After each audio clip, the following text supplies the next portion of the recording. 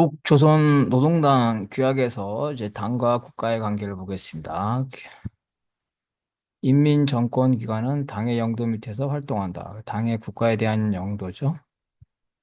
당과 인민정권의 관계를 이 부분을 2010년에 신설한 겁니다. 인민정권은 사회주의 위협, 주체혁명 위협 수행의 강력한 정치적 무기이며 당과 인민대중을 연결시키는 포괄적인 인전대이고 당의 노선과 정책의 집행자이다. 인민정권, 국가죠. 국가를 당과 대중을 연결시키는 인전대다. 그리고 당의 노선과 정책을 집행한다. 당이 국가를 강하게, 정부를 강하게 구속하는 그러한 내용이네. 당은 인민정권 안에 당 중앙의 유일적 영도 체계를 튼튼히 세우고 당의 노선과 정책을 철저히 관철하도록 지도한다. 아주 그 강력한 당이 국가에 대한 구속력을 해놨습니다. 국가 안에 당의 지도 체제를 세워라, 영도 체제를 세워라죠. 소련 공산당이나 중국 공산당에서 보지 못한 국가에 대한 당의 강력한 영도입니다.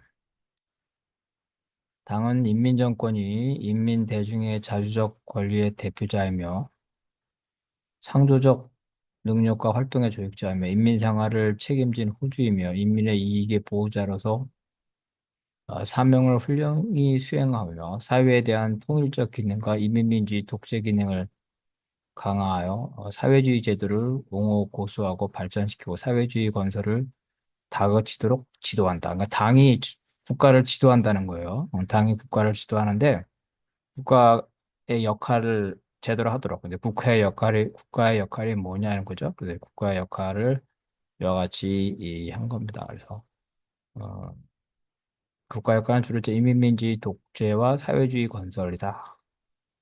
각급 당 조직은 인민정권 기관의 일꾼 대여를 튼튼히 꾸리고 일꾼의 역할을 높이고 인민정권 기관의 본신의 임무를 책임져 수행하도록 지도한다. 각급이라 그랬으니까 당이 중앙은 중앙 정부죠. 그리고 지역은 지방자치기관이겠죠. 그래서 지역의 당 조직이 또 그 지역의 행정기관을 지도한다. 이렇게 해서 당이 국가보다 어, 훨씬 위에 있고 또 지방에서도 지방의 당 조직이 이 지방자치단체보다 더 위에 있다는 점을 명확하게 하고 있습니다. 결국은 노동당 규약이 헌법보다 더 위에 있는 거죠. 헌법 11조에 조선인민민주공화국은 조선 노동당의 영도 밑에 모든 활동을 진행한다 이렇게 돼 있네요. 그죠?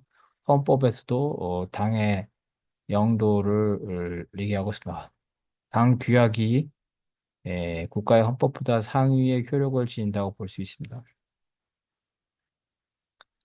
다만 이제 규약의 내용이 헌법 개정을 통해서 헌법의 내용으로 반영되는 실질적 지도로 봐야지 규약의 내용이 바로 헌법 문헌을 변경한다고 볼 수는 없다. 이거 이제 중요한 내용인데요.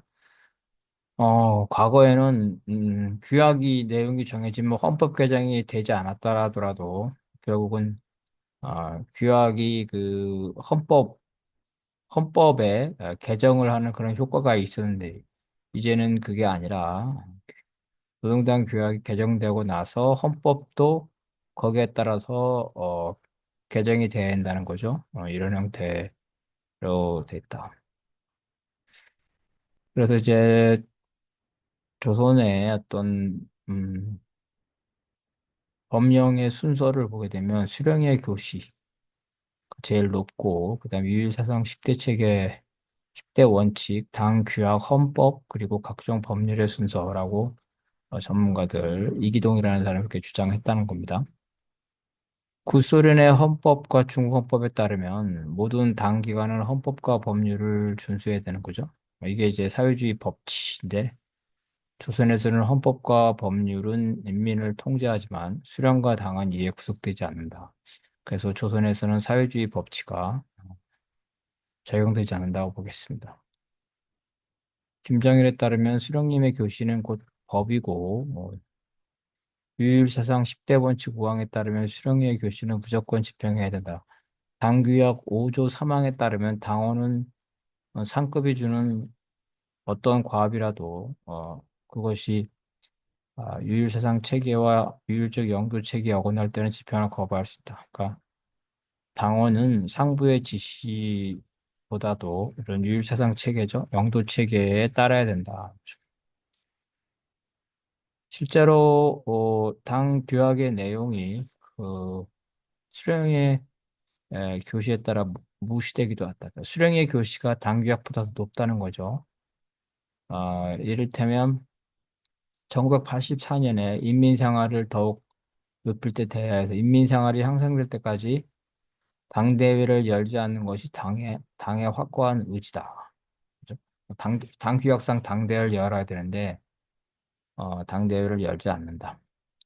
당 총비서는 당 중앙위원회 전원회의에서 선출대회나 1997년과 2010년 당 대표자 회에서 추대하였고 또 비서국 비서들이 이 당 중앙위원회 전원회의를 거치지 않고 교체되거나 보충되었다. 그러니까 당의 규약이 제대로 지켜지지 않는다는 거죠. 어, 과거 규약은 총비서를 당 중앙위원회 전원회의에서 선거하도록 규정했던 반면 신규약은 당대회에서 추대하도록 하였다는 거죠. 새로운 규약은 조선노동당 총비서는 당의 수반이다라는 항목을 추가해서 총비서는 당연직 정치국 상무위원회를 지도합니다. 2010년 규약에 따르면 당의 최고지도인 총비서는 중앙군사위원장을 겸직합니다. 그리고 헌법에 명문의 규정은 없지만 총비서는 국방위원장을 겸임하고 있습니다. 그래서 당의 최고 지도자가 국가죠. 군사부문의 최고 지도자를 겸임한다. 과거 1980년 규약은 중앙위원회 산하기구로 군사위원회를 신설하였는데 이 중앙위원회의 군사위원회는 1982년 중앙군사위원회로 개칭되면서 격상됐고 2010년 규약에 따르면 당 중앙군사위원회는 군대와 군수산업에 대한 지도기관에서 혁명 무력 강화 및 군수공업, 국방사업 전반을 당적으로 지도하는 기관으로 격상되었다는 겁니다. 단순히 이 군대, 단순히 군대 문제, 혹은 군사 문화, 군수 산업에 대한 것이 아니라 무력 전반에 관해서, 국방사업 전반에 관해서 지도하는 기관이다. 2009년 헌법에 따르면 국방위원회는 선군혁명 노선을 관철하기 위하여 국가의 중요한 정책을 국가 영도 기관으로, 그죠? 격상했다. 국방위원회가 이 선군혁명 노선을 관철하기 위해서 국방뿐만 아니라 국가의 중요한 정책을 영도하는 기관으로 격상됐다. 국방위원회는 최고 주권기관 최고인민회의에서 구성원들이 선출되고 2009년 헌법에 따르면 국방위원장은 전반적인 무력의 최고 사령관으로 국가의 일체 무력, 그러니까 국방위원장이 군대뿐만 아니라 경찰, 그죠? 경찰 관련된 모든 국가의 무력을 지휘 통솔한다. 2010년 규약은 국방위원장의 군사지휘권을 고려하여 당 중앙군사위원회에 군사지휘권, 지휘권을 부여하지 않았다. 이런 해석이 있습니다. 이기동이라는 분이 해석을 한 건데, 이분은 군 영권은 국방위원회, 즉 국방위원장에 있고, 작전권을 말하는 거죠. 국방사업 전반에 관한 지도권은 당 중앙군사위원회에 있다고 본다. 어쨌든 두 자리를 이 김정일 국방위원장이 다 겸임하고 있으니까 결론은 똑같지만 어쨌든 규정상으로 그렇게 다르다 이렇게 당 기관의 국가기관에 대한 지도 그죠? 개인의 겸직이 아닌 국가기관 내의 당위원회를 통한 집체적 지도인데 국방위원회에 아직 당위원회가 존재하지 않다. 그 뭐냐면 이제 국가와 당의 그 조직입니다. 국가와 당의 조직. 그래서 이 국방위원회, 이 국방위원회는 이 국가 조직이죠. 국방위원회는 국가 조직입니다. 그리고 이 당 조직, 그죠? 당 조직에서는 당 중앙 군사위원회, 그죠? 당 중앙 군사위원회가 있어요. 군사 문제를 당에서는 중앙 군사위원회가, 국가에서는 국방위원회를 하는데, 이 국방위원회에 이 국방위원회도 당의 지도를 받아야 되는데, 그런데 이 국방위원회 안에 당의 지도를 받는 계통이 존재하지 않다. 이렇게 이제 주장을 이기동이라는 사람이 한다는 거죠. 그러니까 국방위원회도 당위원회가 존재해야 된다고 이렇게 주장하는 겁니다. 어쨌든 뭐 형식은 그렇다 하더라도 내용적으로 볼 때 당의 군사 문제, 중앙군사위원회와 국가의 군사 문제, 국방위원회가 이제 한 사람이 김정일 위원장이 겸임하고 있다고 볼 수가 있겠습니다. 그래서 국방위원장이 국방위원회 사업을 직접 어, 한다 이렇게 돼 있고 국방위원회가 당적 지도와 통제의 대상이라기보다는 국방위원장의 직할 통치 기구이다 이렇게 이기동이라는 분이 주장을 하는 거죠. 그러니까 인적인 겸임을 하더라도 조직 계통상은 분리돼 있다는 겁니다. 중앙군사위원회가 당의, 당의 최고 국방 지도기관이죠. 그 국방위원회는 헌법이 규정한 국가 최고 지도기관이다. 당이 국가를 실질적으로 지도하니 군정권, 그러니까 군사 문제에 관한 뭐 인사권이나 이런 것들이죠. 군정권은 작전권입니다. 모두 실질적으로 당 중앙군사위원회에 있다. 그래서 당이 지도한다. 다만 형식적인 군정권과 군령권은 국가의 국방위원회에 있다고 봐야 된다는 겁니다. 그리고 총비서가 당 조직의 수장을 겸하고 있기 때문에 군정권과 군령권의 관할이 상호 충돌하지 않는다. 그러니까 당의 군대라는 건데 실제로 형식적으로는 국가의 군대죠. 어, 실질적으로는 당의 군대지만 형식적으로는 국가의 군대라는 겁니다. 그래서 당이 군대에 직접 명령하는 방식이 아니라 국가 체제 내에서 즉 국방위원회를 통해서 명령하는 이러한 방식이다. 당건설의 기본 원칙에 유율사상 체계 확립 이외에도 유율적 영도 체계의 강화, 당과 인민 대중의 혼연일체, 당건설에서의 계승성 보장을 추가했다. 당건설에서 계승성 보장은 권력 승계를 정당화한 것이고, 당대회와 조선노동당 규약의 주요 변천 내용 보면은 1946년에 그죠? 북조선 노동당이 되죠. 당 위원장, 당의 최고 지휘자가 당 위원장이 되고 당에 관한 기본 원칙을 규약에 했고 1948년 규약에 분조를 당원 3명에서 2명으로 하고 당비 납부, 농민 학생을 추가했다. 1956년에는 당내 민주주의. 이거는 이제 후르시초프가 스탈린 체제를 비판하면서 민주주의죠. 사회주의 국가의 민주주의를 주장해서 아마 거기에 영향을 받은 것 같습니다. 당의 외곽 단체에 대해서 막스 레닌주의를 아, 선언하고 반제 반봉군 민주혁명이라는 조선혁명의 특수성을 집어넣고요. 1961년에는 지도이념의 항일 무장투쟁의 혁명 정통이죠. 그래서 김일성의 그 항일 무장투쟁의 혁명 정통을 했고 1970년에 비로소 막스레닌주의와 김일성의 주체사상을 지도임으로 당 규약에 넣었고 1980년에 지도 이념에서 막스레인주의를 삭제하고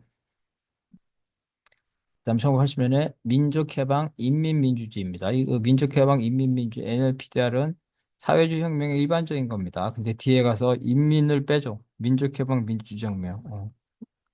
민족해방 인민민주주의 혁명은 사회주의에서 일반적으로 무장혁명을 말하는 건데 그 인민을 뺀 민족해방 민주주의혁명은 합법투쟁과 비합법투쟁을 다 포괄하는 걸로 이렇게 볼 수가 있습니다. 2010년에 당과 인민정권, 즉 당과 국가, 당과 지방자치단체의 관계를 했고 민족해방민주주의, 인민을 뺐죠. 인민을 뺐다는 2012년에 김일성, 김정일주의, 그래서 김정은 시대에 그 선대를 헌대죠. 김일성, 김정일 주의로 이렇게 묶었고, 그래서 김일성은 영원한 수령, 김정일은 영원한 총비서 이렇게 됐답니다. 마찬가지로 이제 국방위원장도 이제 김정일 국방위원장 이렇게 랜드마크죠. 김정일을 영원한 수반으로 계칭했습니다. 이게 수령에 대해서 자, 원래는 수령은 김일성 수령 한 명입니다. 그래서 어, 유일하게 김일성만 수령이고 김정일이나 김정은은 수령의 지위를 승계한 사람입니다. 그래서 이 사람들은 수령이라고 부르지 않습니다. 다만 수령의 후계자죠. 그래서 김정일을 수령이라고 안 부르고 영원한 수반으로 이렇게 칭했다는 거죠. 2016년에 당위원장이라는 명칭을 썼고 2021년에 남한혁명에 관한 부분을 삭제하고 전국적인 사회의 자주적 민주적 발전, 그죠? 핵병진 노선에서 핵무력을 달성했기 때문에 핵병진 노선을 삭제하고 자력갱생을 집어넣었다는 겁니다. 당 중앙위원회는 당대회 사이에 당 사업을 관장하고 정치국이죠. 정치국은 중앙위원회 사이에 당 사업을 하고 상무위원회는 정치국 전원 사이에 당 사업을 조직 지도한다. 그러니까 순서가 당대회, 당 중앙위원회, 당 정치국, 그다음에 상무위원회 이렇게 된다는 겁니다. 그래서 출당에 대한 당세포의 결정이 추진되기 전에 특별한 경우를 제외하고 당증을 회수하지 못하며 당 생활에 참가를 허용한다. 는 항목을 삭제했다는 거죠. 그래서 당세포의 출당 비준 절차에 상관없이 당증 회수 사업이 되게 중요합니다. 당증 회수 사업은 일종의 당원에 대한 숙청 사업인데 당증을 회수하는 거니까 그래서 당증 회수 사업에 대한 것들을 했다는 거죠. 그래서 어, 뭐 당증을 회수하는데 간소한 절차할 수 있도록 한다는 겁니다. 과거에 당증 회수 사업은 1953년 전쟁 이후에 그 소련파 지도자인 허가이의 주도죠. 허가이의 주도로 당증 교환 사업이죠. 회수 사업의 일종이죠. 당원의 75%를 제명했다는 1956년 종파 사건 이후에 에, 또다시 반당 종파 분자 여독 잔당 청산의 당증 교환 사업을 전개했다. 그러니까 당증을 회수해서 교환해주면서 교환을 안 해주면 제명당하는 거죠. 이런 게 숙청 사업. 2021년 조선노동당 규약에서 당과 국가의 관계를 조선노동당은 조선민족과 조선인민의 이익을 조선민족이라는 단어를 썼네요. 보통 이제 해양민족, 김일성민족 이렇게 하는데 이제 조선민족이라는 보통 명사도 쓰고 조선노동당은 근로인민대 중에 모든 정치 조직 가운데서 가장 높은 형태의 정치 조직이고 정치, 경제, 문화, 군사 모든 분야를 이끌어가는 영도다. 이렇게 됩니다. 조선노동당은 온 사회를 김일성, 김정일 주의야. 과거에는 이제 김정일이 있을 때는 온 사회를 김일성 주의였는데 김일성, 김정일 주의야. 동급으로 놓고 최고 강령이다. 주체사상이라는 말을 안 쓰고 김일성, 김정일 주의를 썼어요. 어쨌든 그러면 해도 김일성, 김정일 주의는 주체사상의 기초에서 어, 전일적으로 체계화된 혁명과 건설의 백과전사이며 인민대중의 자율성을 실현하기 위한 실천 투쟁에서 그 진리성과 생활 속력이 검증된 혁명적인 과학적 사상이다. 생활력이라는 건 주체사상에서 많이 나옵니다. 인적 능력, 육체적 능력, 정신적 능력, 뭐 사회 결합 능력 이런 걸 말하는 겁니다. 막스레인주의 혁명적 원칙을 견지한다. 막스레인주 혁명적 원칙. 그래서 어쨌든 막스레인주나 그다음에 주체사상, 그리고 김일성, 김정일주의 이런 것들이 연결돼 있다. 그죠? 어떤 막스레인주의를 포기한 건 아니다. 조선노동당의 당면 목적은 북반부에서 부강한 사회주의 사회를 건설하는 거. 음,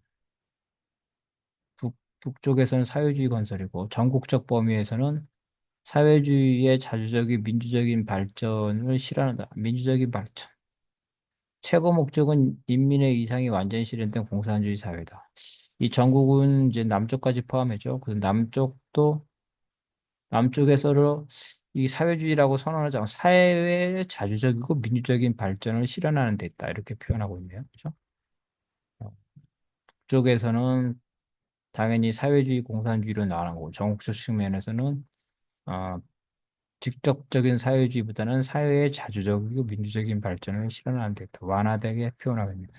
어, 남한 혁명을 직접적으로 규정하고 있지 않습니다.